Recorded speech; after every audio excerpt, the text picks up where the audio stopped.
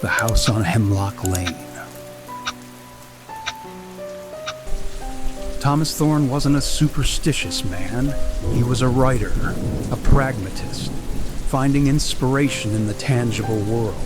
Yet, as he steered his car down the winding, rain-slicked road towards Hemlock Lane, a shiver crawled up his spine that had nothing to do with the autumn chill.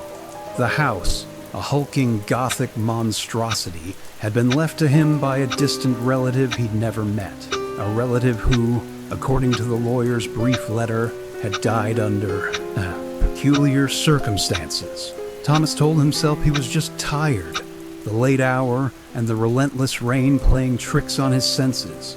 But as he pulled up to the iron gates, their rusted hinges groaning in protest, he couldn't shake the feeling that Hemlock Lane was waiting for him.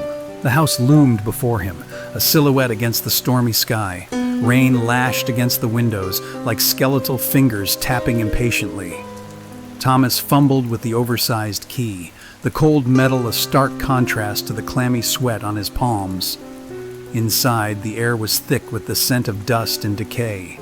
Heavy drapes shrouded the windows, casting the interior into perpetual twilight. Portraits of stern-faced individuals lined the hallway, their eyes seeming to follow him as he moved. A thick layer of dust coated the furniture, undisturbed for what felt like decades.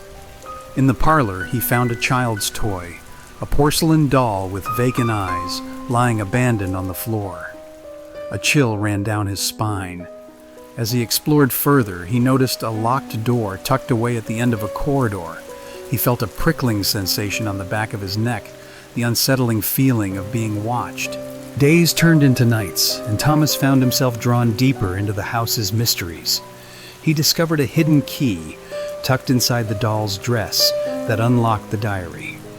Its pages, brittle with age, chronicled the life of a young woman named Eliza, who had lived in Hemlock Lane generations ago. Her words painted a picture of a family plagued by tragedy, whispers of madness, and a creeping sense of dread. Eliza wrote of strange occurrences, unexplained noises, and a growing fear that something was terribly wrong within the house's walls. She mentioned a family curse, a dark secret that had haunted the Thorns for generations. Thomas, captivated and increasingly disturbed, began to research the family history, delving into old town records and forgotten archives. The deeper he dug, the more unsettling the truth became. The rain continued its relentless drumming, a constant soundtrack to Thomas's growing unease. The whispers he'd initially dismissed as his imagination now seemed more distinct, more intentional.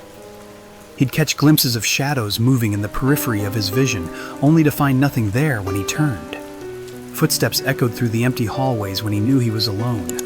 One night he awoke to find a book he'd left on the bedside table lying open on the floor, its pages rustling in a non-existent breeze.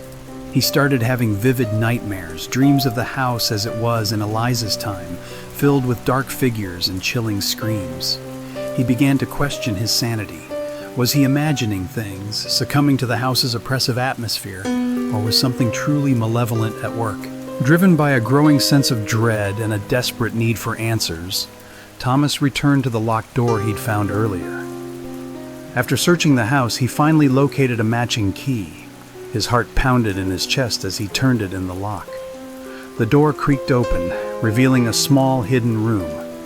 Inside, the air was heavy with the scent of mildew and something else. Something indefinable, but deeply unsettling. He found more clues.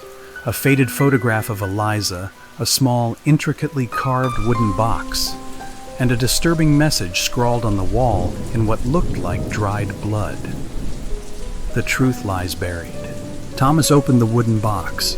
Inside he found a single, tarnished silver locket.